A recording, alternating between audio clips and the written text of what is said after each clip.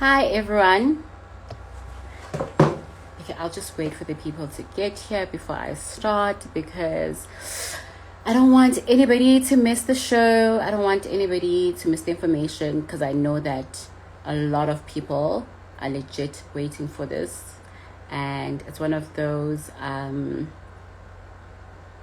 conversations that are important. So I want to make sure that we have a couple of people that are here.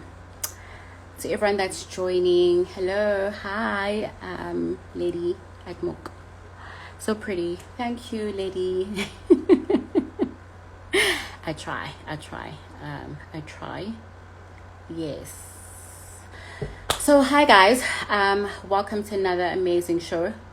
It has been Women's Month, and the reason for this platform is just to be able to embrace the women in different fields, but most importantly, just to be able to celebrate us as women and empower each other. So tonight's topic, we are just focusing on traditional healing and mental health. So what's important is just to be able to provide this platform with a lot of information and making sure that everybody gets access to information about mental health. So what a better way to share the story about mental health on Women's Month. It's for women by women. So yes, hi everyone who just joined. Hi everyone, let me wave to you guys to show acknowledgement. Okay. Hi Ron, thank you Kwanele. Hello Taz. Hello Bushe. Hello Kumo. Yes, we're just waiting for our guest. So tonight we are experiencing network issues. Telcom is not abiding, and we're gonna try to make it work. I hope that she will log in soon and anything. But while we're here, to everybody who's new to the show, to the platform, I am Mahalia Mulema. I am a certified executive coach, currently doing my master's in psychology. Just to remind everybody, the reason why I do these platforms is to be able to share information around mental health. And in various topics, we've been doing so far fitness. We also then did last week depression at the workplace. So this week I thought let's change the script and rather focus on the African context or the African psychology, which is traditional healing, prophecy, and mental health of the African context per se. Because I think for the longest of time we look at psychology as a Western phenomena, or we look at mental health as a phenomena, an Western African rather.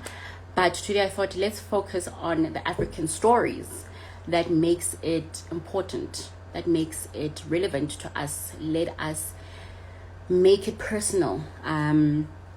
So our guest is here. Hello Edu. I'm gonna add her. My gosh. Guys, how do you add someone? Okay, I'm adding her. Everybody who just joined, my name is Mahalia Mulema, and I am a certified executive coach, focusing on mental health, trauma, and personal development. So yeah, she has joined. Good evening, Gogo Maphushudi. Am I pronouncing it properly? It's Gogo Maphushudi. Togozan, how are you? I'm good, and you? Maphushudi. I'm good, thanks. I'm good. I hope network is not going to be a problem because you're not the only one complaining about Telkom. Yeah, no, it's a problem, hey? It's a problem. I've been struggling to connect, but let's hope all will go well. It's starting. Okay, I Oh my think God. it's starting and it's causing a bit of delay. So let's just try that again. Can you hear me? Yes, I can. I can hear you perfectly. Can you hear me perfectly? Okay, I'm receiving like aftermath connection, but it's fine. Thank you for the platform. Thank you for taking time out to speak to me and everyone else to share this information. Um, just to remind everybody that the platform is being done because it's Women's Month, Mhm. and also it's mental health education more so. So tonight I wanted to touch on the African psychology, which then obviously entails traditional healing, prophecy, and mental health in an African context. Because I think for the longest of time, we look at, mental health as a Western phenomenon. But Yeah, I think also it is African. It's just that the difference is it doesn't then, there's no terminology in the African yeah, culture. You know what I mean? But today, you are here to educate us. So thank of you for taking course. the time. Thank you for having me. I like, oh, this means so much. It means so much. Oh, I'm very pleasure, man. grateful for the opportunity. Pleasure. I'm glad that you're taking time out. Before we start, how has your lockdown experience been? Are you okay? Are you managing? How are things going for you? Yo, to be honest, for me, things are like I'm not feeling locked down, you know. There's just so much to do. There's just, like every day it's like a new day. You discover new things in terms of your gift, in terms of you personally. So for Mm-hmm, me, mm-hmm, I'm grateful that, in the midst of this whole pandemic and we are losing people each and every day, for me, it's a new chapter. So I'm enjoying each and every day and I take it as it comes. So for me, it's I'm mm-hmm. embracing a whole brand new me. Mm. Oh, that is so profound. Embracing a whole new me. I think Yeah. what's also important is just to be able to embrace womanhood also, and I like the fact that you mentioned that you're embracing the new you, and this is what Mhm. the platform is about, more so for Women's Month, to embrace each other and work as a unit rather than against each other. So Definitely, yeah, thank you for that. definitely, uh, so definitely. getting into it, I just want us to start off. You just telling us about your journey. When did you then discover that you have a gift? When did you discover the calling, and how did that make you feel when you found out, and so forth? Yeah, where do I even start? Um, it was back in high school, né? Mm-hmm. And then it was at church. Okay. So at my church, we've got one of many rituals that we do, Okay. which is empowering the youth as well. Okay. So around exam time, we'd usually assist them through prayer. We'd usually provide stationery for them in prep for the exams. So I was still in school at that time. So that's when I actually received a prophecy to say that you have a gift. Mm-hmm. But because my Gobela is someone who puts education first, Okay. she's actually a circuit manager in the Department of Education. So she's all about education, you know. So what she did was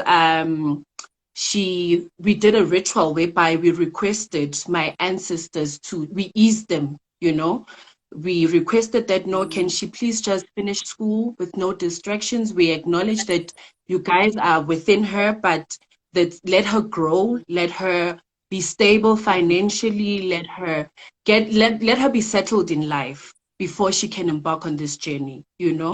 So it goes way back. I've been getting counseling. Yeah, I've been like, I was being prepared, to get into the journey. So it started back in high school. Mm. That is so interesting that you mentioned psychology part of it, that you went to go and see a psychologist, but also the journey into becoming a traditional healer. The fact that, your Gobela spoke to your ancestors, asked them for you to finish school, for you to get into that, being stable, financially stable. We never hear these type of stories, but if you can then maybe just take us into how did the therapy sessions go for you? What was then the preparation, the psychological preparation to say that this is the journey you're going to get into? How was that for you? And perhaps maybe there's certain things you learned about yourself in order to prepare for this journey. Can you take us through that? Well, I didn't. Well, I went for therapy sessions with my Gobela because she's also got a she studied psychology as well. So Okay. every time you go for a consultation, she tells you that, okay, remember that we still have this. And then, but just Mm, know that, focus on the now, but just know that we've got a gift that we still mhm, need to attend to, you know. So the therapy sessions were very empowering. They were very empowering. They were very informative because as much as you are preparing for something that you don't know, because you don't know what happens in when you pursue the journey and until you go into the journey. yes, of So course. it was empowering. I had to grow. I had to be matured more than like people, my peers, you know. I couldn't, Mm, just do whatever I wanted to do because I knew that, remember that when now you are different. So it also tamed me in a way because everything that I had to do was like, just had to think that, you know, remember what you were taught, remember what is your purpose. So it also tamed me, it groomed me as young as I was, but I received a whole lot of knowledge and wisdom from the women that I was surrounded with, from my Gobela, from my family. So I grew mm. from getting all of that. The counseling session, they really made me who I am today. I think we're having network problems.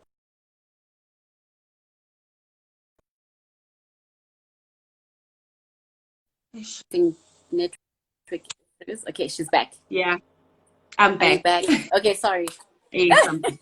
Okay, welcome back. Yes, Ish. thank you. You were just saying. Oh, do I need to repeat? No, no, no. We heard. I think we heard most of it to say that she prepared you, and more so around the preparation for your peers because you guys are in different spaces in your life.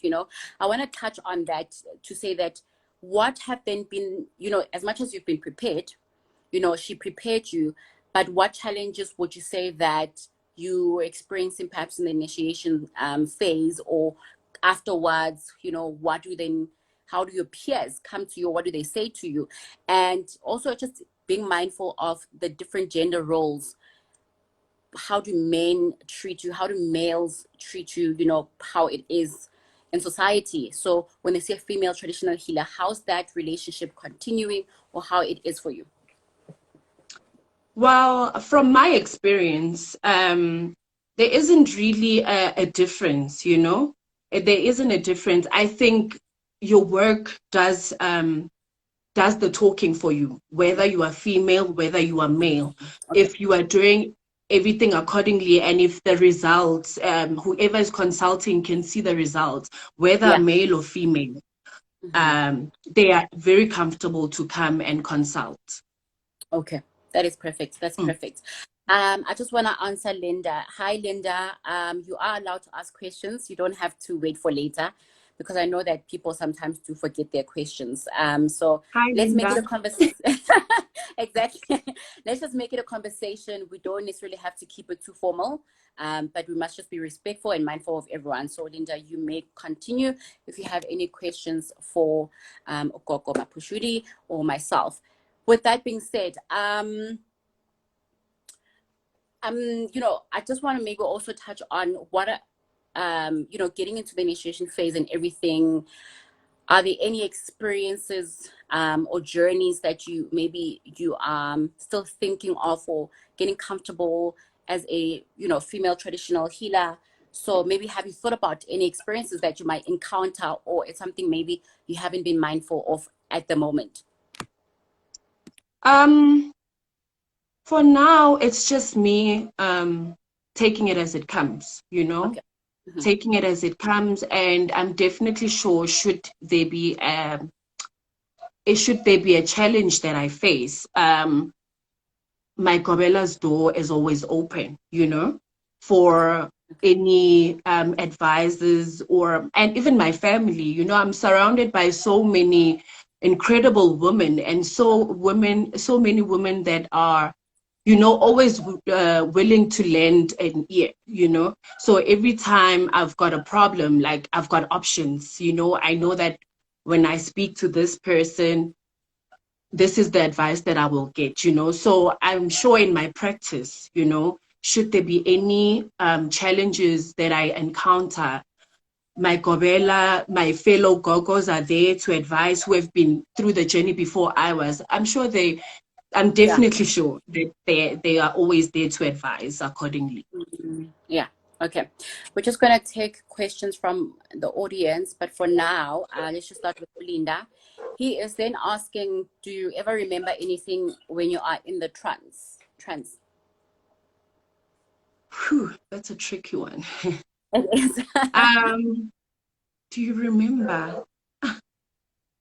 Do you remember anything when you're in a trance? Would you say Well, when you I'll feel speak maybe from my different? experience. Okay. I'll speak from my experience. Yeah. When you are in a trance, for me, I don't remember, but I do have like sort of, you know, vivid, because when you are in a trance, you are aware of your space. You understand your surroundings. You Yes. are just not aware it's Okay. sometimes of what you are saying, you know, because it's not you that is saying it. So I will remember that, okay, I remember I was probably singing Sifila and then Okay. blackout. Well, I understand. Mm, So, but while you are in the trance, you are aware of your surroundings. You are just not mm, aware of what you're saying. mm-hmm, So for mm-hmm. me, I don't remember. I don't. Okay. All right. Thank you for answering that, Linda. I hope we have managed to answer your question. Second question from Tabo. He is asking, how do you then differentiate? How would someone differentiate between psychological assistance? So, or if someone perhaps needs a calling, someone has a calling, how would one differentiate between the two? Yeah, you know, that is also a tricky one because it's a very thin line. It's a very thin line. You know, someone with a calling would, you know, you would dream of probably a snake, and in traditional healing, it could be some sort of communication from your ancestors, depending on how it behaves in the dream. As to someone who's got probably schizophrenia, you know, who would literally see a snake that we don't see. Well, I understand. Mm-hmm. And it with someone who's got a calling, I could be surrounded by people and instantly just pick up something that I need to tell you, you know. I'd get into a trance, I'd probably start screaming or whatever, but that is because that I've got a message to deliver to you, you know. Mm-hmm. As to someone with schizophrenia who would probably just start screaming and seeing what they are seeing, you know. For Mm-hmm. me, it's getting into that state to convey a message, you Okay. know. So it's a very thin line. I'd say it's a very thin line. It's a very thin line. Yeah. I like that you touched on that, because when I was doing my research, what I heard that, the difference when it comes to maybe receiving a calling is the communication more so happens within your senses. And I always say that communication is not only what we see, which then when I was doing my research, it was one of the things that we mentioned, that I think sometimes we focus on what we see, but when you have a calling, the differentiation would also be the different senses that here you see, in your taste, in the things that you touch. And I think that's something that we need to keep mindful of in terms of the Yeah. differentiation. But I like also what Yeah. you mentioned, that there's a thin line, more especially with schizophrenia, because with schizophrenia patients, what would often happen is that when there's an assessment that needs to be done by a psychiatrist, they always look at both um, cultures, the African and the Western culture, before diagnosing Oh, someone. You know what I mean? Because it's important. You can't ignore the it other. That's is. why it's important. It You can't is. ignore It's the other. important. It's Mm-hmm. very important. It's very Yes. important because even our behaviors, our mood swings, Mm-hmm. I could be my normal self Yeah. and I could get into a space and just sense an offish energy, you know, and my mood would suddenly change, you know. So That's why I'm saying that it's a very thin line, because our behaviors are not, they're not stable. They fluctuate, and it Yeah. depends on the space that you are in. So Mm-hmm. it's a very thin line. That's why I'm saying that I think both in health workers like yourself and us as traditional healers, we are able to advise accordingly in our spaces, Yeah. you know. Yeah. Yeah, yeah, yeah. Mm. We have a question. I also have a question, but we'll come back to mine. Z Iki. Oh, okay. Okay. Dot. Yeah. That is He's my brother, by asking. the way. Oh, hi, brother. Okay. I see. He's asking. Is it a must go into initiation if you have a calling? I think that's a good question. It's a must, it's a must for you to, well, let me just start by saying that we are gifted differently, Okay. there is ubungoma, Okay. which is the beads, you Okay. know there Mm-hmm. is that is when you need to, if you have ubungoma, you need to be initiated, you Okay. understand. Mm-hmm. Yes, and there's also prophecy, like prophet, Okay. a prayer, like a seer, someone who Yeah. is, yeah, I don't know if you get me, but I get you. they, yeah, yeah, and then they also need to get initiated, and there's some awakening that needs to happen so that the gift that is within is able to work. Well, I understand. So Mm-hmm. there's also, that you'd get that there are people that will tell you that I'm someone who dreams and my dreams would come into a reality, but who don't necessarily have a gift, but they dream, they sense, and they get intuition, but it doesn't necessarily mean that you have to be initiated. But if you are go and consult and you are told that you've got a gift yobungoma, or you've got a gift ya hoba msebeletsi, a prophet, you need to go undergo initiation so that your gift can be awakened and it can be operational. Mm-hmm. I like that. I like that. I have a comment, but I also have a question. I'm just gonna read out. Yeah, it's Ria. She's saying, "I'm proud of you, baby. Many people don't follow their calling because of young age and fear of the unknown," which is true, Yeah, right? And actually, very touching on true. that, I have a question now. But I just want to, before I ask Tabile's question, Taz. Sorry about that. I want to find out. Maybe can you also then just inform us what is then the difference between a traditional healer, limo profit? A traditional healer, limo profita. Yeah. Um, Or bungoma. Yeah. Because yeah. you spoke about Okay. So initiation. So mm-hmm. yes. So I won't tell you the processes, but Okay. I'll Yeah, no, just it's tell fine. you Yeah. how the consultation works, Yes. or Yes. how Yes. do they prophesize. So Yes. ubungoma, they Mm-hmm. use bones Okay. to prophesy. Okay. With muprofita, I can just pray and get into a trance and tell you what I'm picking up. So Okay. that is how the difference is, some of the baprofita babang, they just take water, pray for it, and then use that Mm-hmm. as medication, Okay. Okay. whereas with ubungoma, you are taught indigenous plants. You use plants, Mm-hmm. you use indigenous plants for medicinal purposes. So that is the difference between the two. Mm-hmm.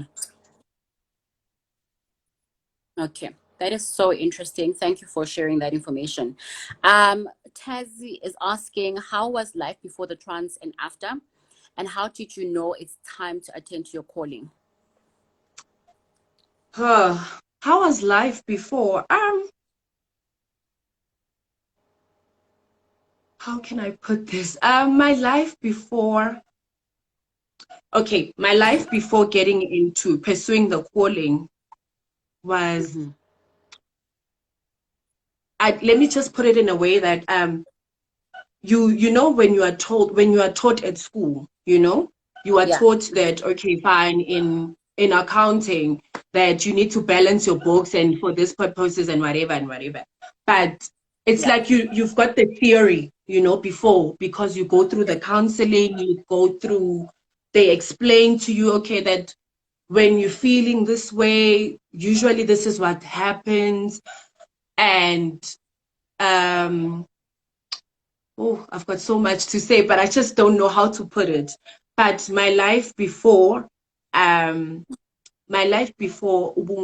getting into the calling was, yes, I would get instructions that, okay, you need to pray, you need to Okay. pastor, you need Okay. to know that your life is not the way it is because it's supposed to be like that.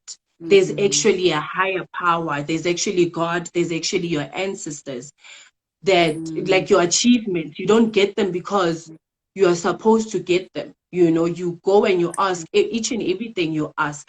So when you get into the journey, that's where you get to see the practical side of things, to say, okay, when they say pray, it doesn't necessarily mean that I'm praying for myself or I'm praying for my family. I am praying for individuals out there.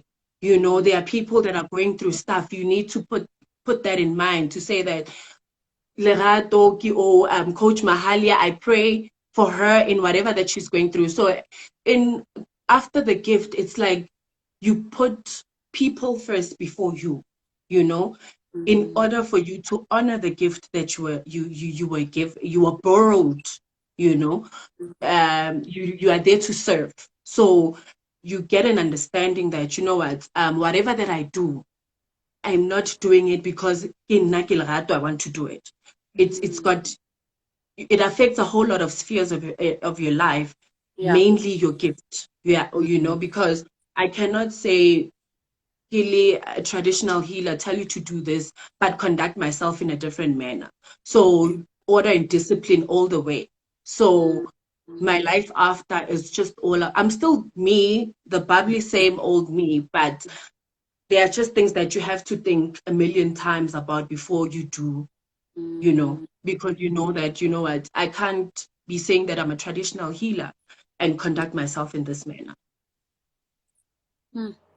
What I'm hearing is two things: that, communication energy is powerful. It's a gift, and whatever you're achieving, there's a sense of communication from the higher power.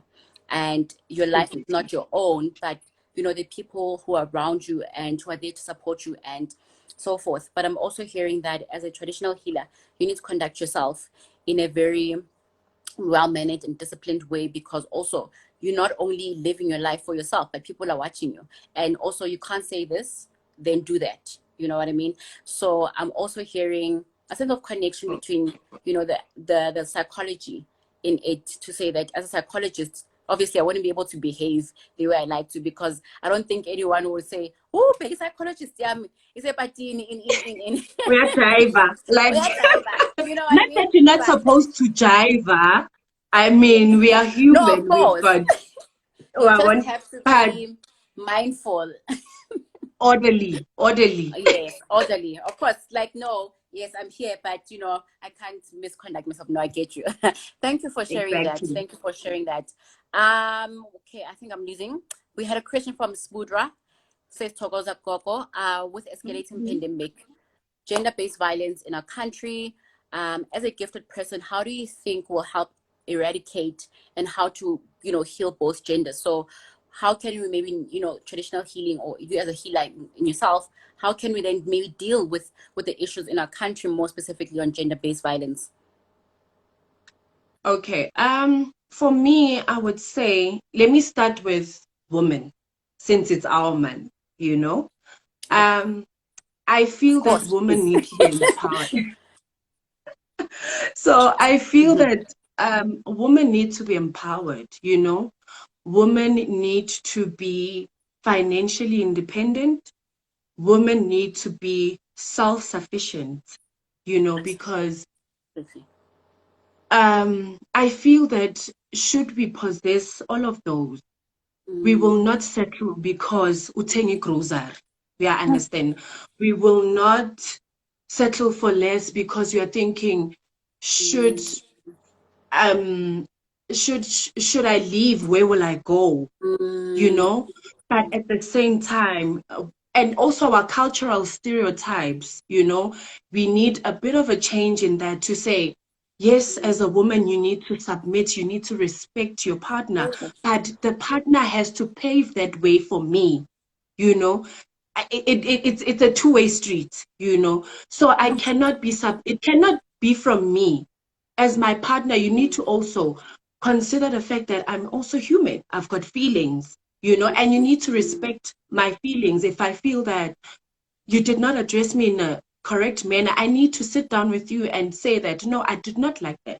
And because you are expecting that in return, it should start with you know? And in terms of males, I think um, we need to instill our values, we need to instill our customs in our men to say that, yes, you are the head of the house, you know, but that does not mean that you own a woman. A woman is there in your life to be a support structure, and it's not a tool that you can just, you know, own as and when you feel like it, you know. So that's why I'm saying that it should be a two-way street.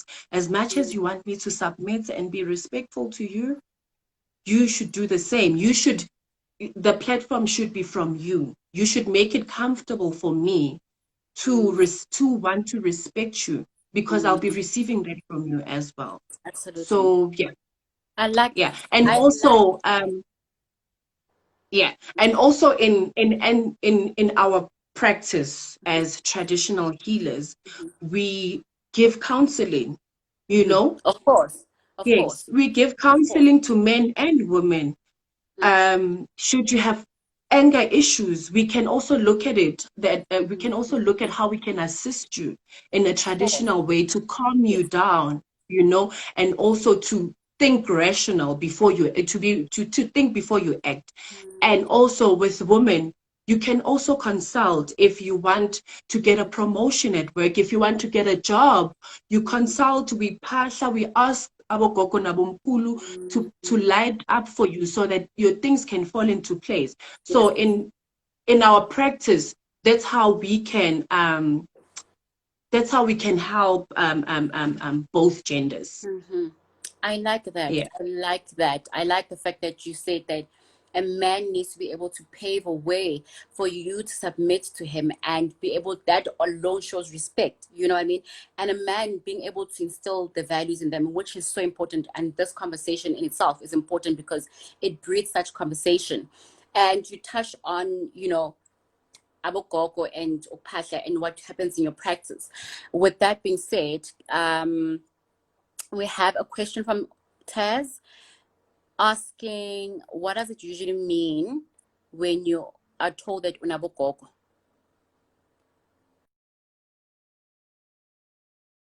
Did we lose her? Okay, we lost her. Network issues. I hope that she'll manage to log back in and she can answer that question for us. In the meantime, I would like to welcome everybody who's watching.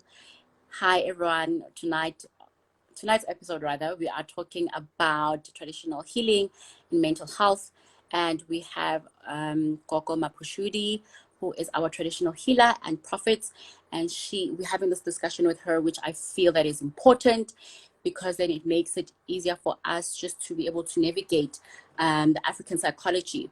One person said in a conversation I was having is that, you know, the difference between the Western culture and the African culture is that the Western culture, they managed to write their own stories. They managed to write their own narratives. And therefore, they had evidence in that compared to, the African stories, we couldn't manage to have, our stories documented or written or whatever the case may be. And hence why maybe we struggle in terms of, being able to acknowledge and share our stories and talk about our own stories. But I'm also a firm believer that African psychology is there and is here, and we need to be able to embrace it. And this is why then we are having the conversation tonight about traditional healing and mental health. As Gogo Maphushudi mentioned, that they also do provide counseling, um, you know, and they have different or various ways on how they conduct that counseling, which is obviously different from the Western counseling. But I like the fact that they also do manage to provide counseling, because then it's important that, you know, they touch on the emotional side of things. If someone's presenting any emotional traumas or any emotional distresses and so many other things. I am not sure where she is at. I know she is experiencing challenges with her network. So we will wait a few minutes, hopeful that she comes back. Hi, everyone who has joined in. I hope you guys are enjoying the show, the episode, and thank you for sharing your comments and your questions. We are still waiting for Gogo Maphushudi to be able to log back in. And network is not great. If it's not load shedding South Africa, it is network issues. We are on a constant struggle.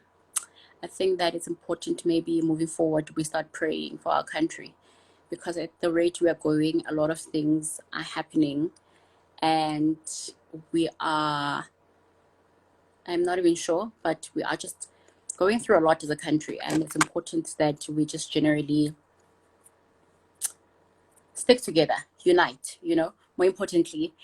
Okay, she is not logging back in. I am concerned, and there's a lot of questions.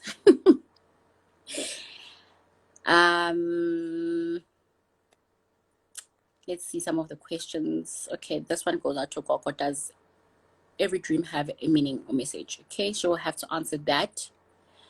Tabo is asking questions. Since you're here, how can we, as those being taught mostly in a more Eurocentric kind of psychology, bridge the gap between our African culture and psychology? Woo! Okay, Tabo, that's a good question. How can we bridge the gap? I think, one, having discussion about it.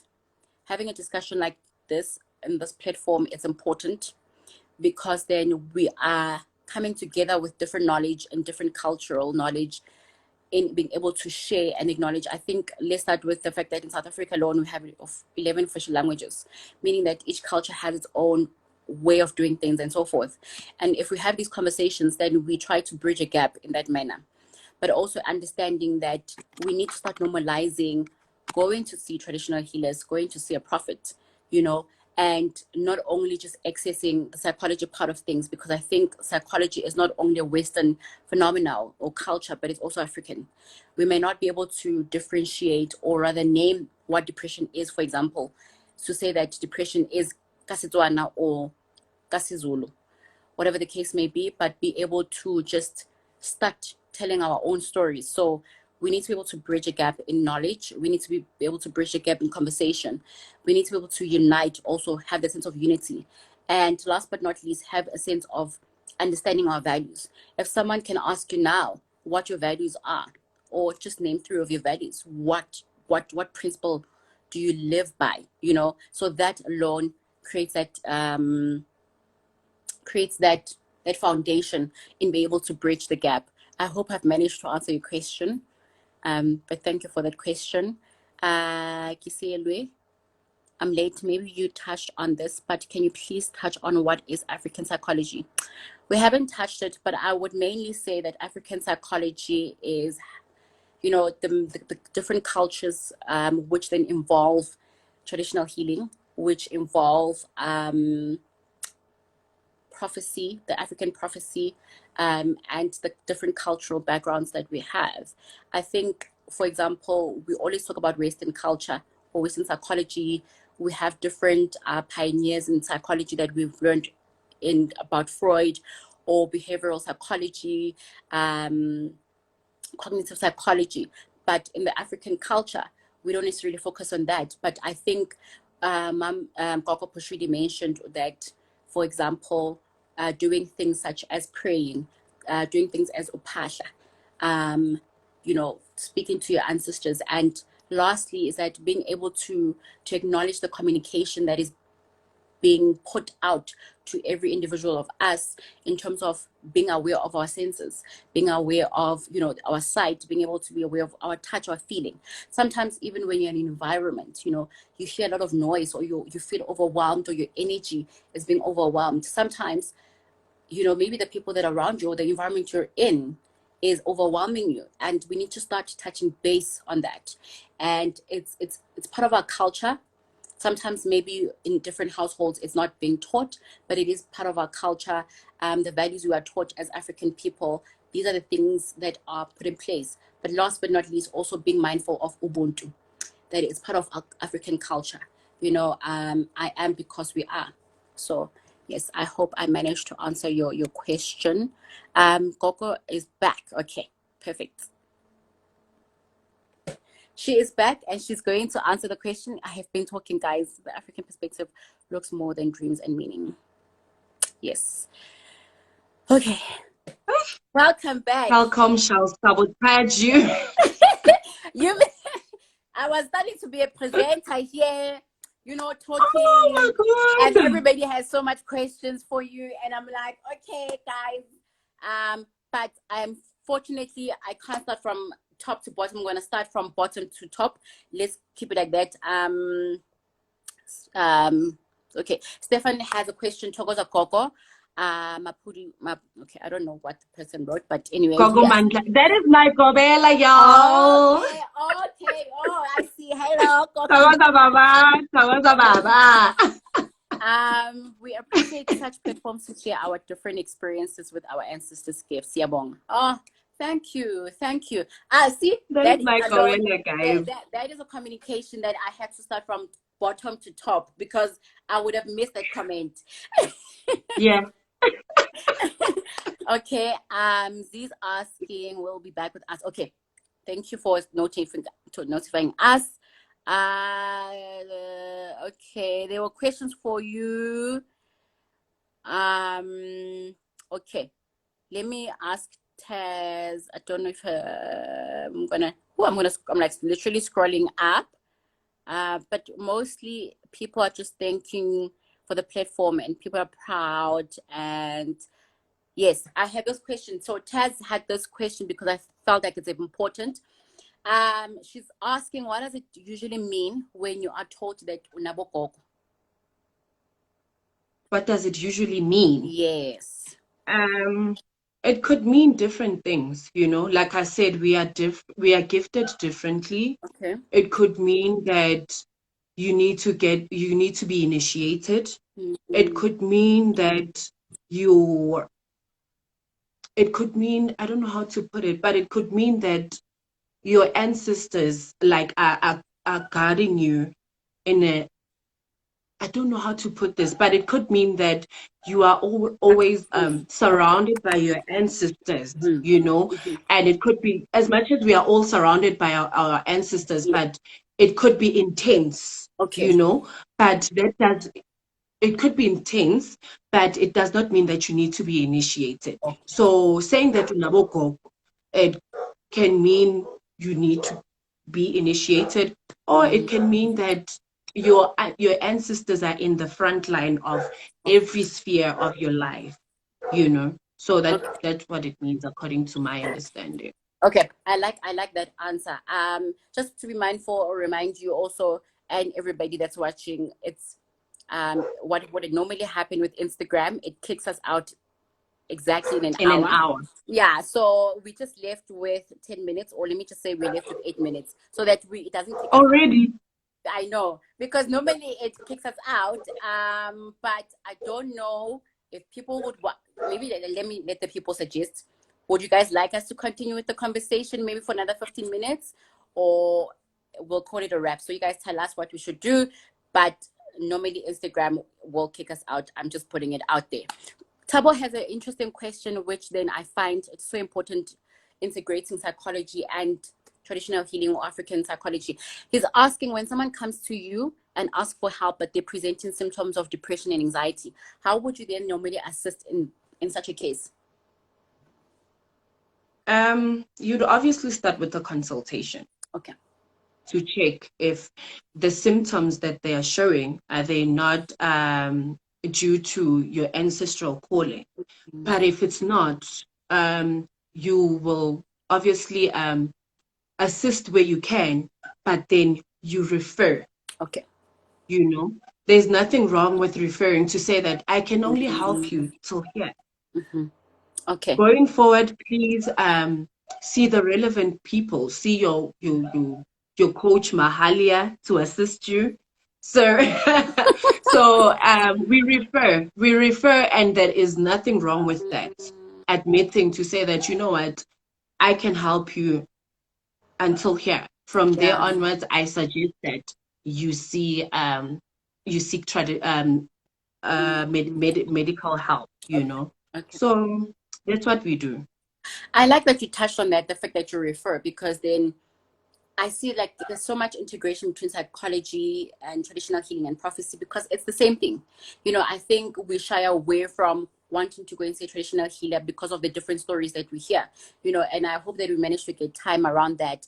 But for now, Kuno 547 is asking Togoza Gogo, does every dream have a meaning or / message? No. Okay. Dreams differ. You could be watching TV and literally dream about what you've watched. It's just, I think you can add on that. It's just your brain reacting in a psychological manner to what you've consumed during the day. But with Yes. ancestral meanings, you will definitely know that Mara Awa, this dream, yes, I do dream Mara Eyo Nano, it is just something else. So if they don't have meanings, I think you can add on to like your psychological on your knowledge as a psychological as a psychologist. I think you can add that it is possible for you to be like watching TV during the day and you would literally dream about it when you go to sleep at night. So I think you can elaborate further. Okay. So I like what you said. Not every dream, you're correct. Not every dream has a message. So what would normally say in psychology is that what happens when we're dreaming is that it's all the information we've collected. And I was having a conversation with a friend a week ago to saying that I think we're not, as human beings, we ignorant in terms of different communications we have, in the environment, in the higher power, in the energy, whatever the case may be. So what would normally happen is throughout the day, our brain normally just then collects all the information. It keeps the information it needs. It deletes the information that it doesn't need. Our brains are literally like a computer. If it overstores, it gets tired. Sometimes it will shut down. So it deletes the unnecessary messages or information. And dreams are more of the subconscious of maybe your thoughts or the information that you have received within the environment. And the environment meaning that being with your friends, watching TV, listening to the radio, that in itself is communication. And a lot of people don't acknowledge that communication is everywhere. But just to end off with saying, social media plays a huge role, that the information we feed ourselves can hinder so much trauma in you. So it's important to acknowledge what you feed yourself, more especially in social media. That's why some people feel overwhelmed, at the end of the day, because they're like, oh my gosh, I'm so tired. But it's the information you're receiving on the social media platforms that you're part of. Before I ask this question, we have a question. A lot of people saying that we should continue. What would do? I would suggest that at 17:58, we'll log out, log back in, and maybe have a conversation for 15 minutes so that everybody can go back to their life. Because obviously we can't be sitting here on Instagram all time just chatting. Exactly, right? But yeah, thank you though for agreeing just to give us 15 minutes of your time, just to continue the conversation. So everybody that's watching, I'll log out or end it at 19:58, then we'll log back in so that we don't get kicked out. Kumo is asking, saying Togoza Gogo Pushi and Mahalia. I have a question for both. Mahalia, when you get a patient with depression and has the gift as well, how do you then distinguish when you need to help? Oh, that's a good question. but it's more of a similar question. So, Yeah. what I normally do is I also have an assessment scale that I use with my patients just to see where how severe perhaps their depression is, because there's different levels to depression. There's moderate, mild, and severe. However, what we'd normally do is use, if a client comes, we do an assessment just to ensure that, just to see where their depression level is. For example, if it's moderate and mild, normally the person can still function and they can go to work and they can be fine. The person who's then severe may not have even have the ability to have a conversation, or they normally are in isolation. So would then suggest that they get admitted. I normally suggest that they get admission so they get seen by a psychiatrist at the hospital. However, sometimes we do would suggest maybe just to gather all the information as to what's been happening. I speak to them, find out, what's happening at their workspace, what's happening with their life. Is there anything traumatic that has happened? So gathering the history will then determine what if they require psychological counseling, or would they need perhaps to see a traditional healer or a prophet. So yeah, I don't know but I think you've answered the question that you also do the same I thing did. that you would Yeah, refer. I did. Okay, all right. I hope we answered you. We have Mampa Khela, leader of a new convent holistic church based in Diplu, Soweto. Hello. That's my church. Okay, I thought I was gonna miss, but yeah, we're still here, guys. We're still here. Everybody has joined. Hello. Interesting conversation. Literally interesting conversation. It is. It is. Before, I think it's a comment or question. Debo is asking or saying, as healers, we should stop thinking that we are jack of all trades. You can't be a specialist in everything, and gifts differ. It's not everyone who is called to be a healer.